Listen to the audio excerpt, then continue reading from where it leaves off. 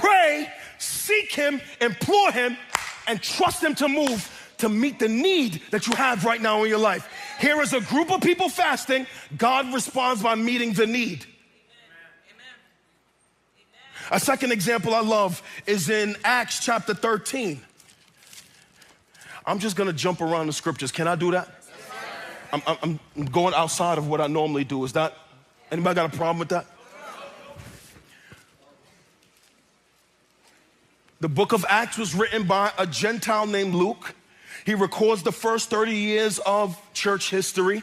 He records in Acts chapter 2 the birth of the Christian church as Peter preached the very first sermon on the day of Pentecost. The church grows to 3,120 disciples. The church then grows to 5,000 men. The church is then spreading out all over Jerusalem. The church is then persecuted.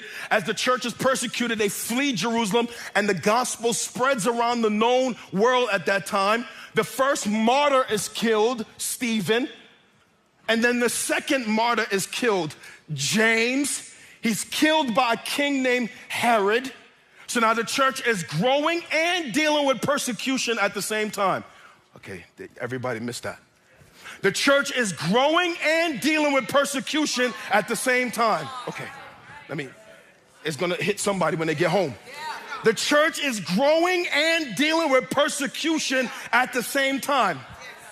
The church is growing and dealing with persecution at the same time. Sounds like another church I know.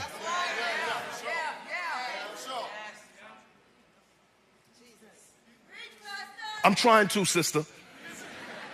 The church is growing and dealing with persecution at the same time. But persecution is not stopping the church from flourishing. They can say what they want on social media. They can say what they want in the city. The persecution is not slowing down the move of God that he's doing in the church. Just peep the parallels in the text. And then in Acts chapter 13, verse 1, now there were in the church at Antioch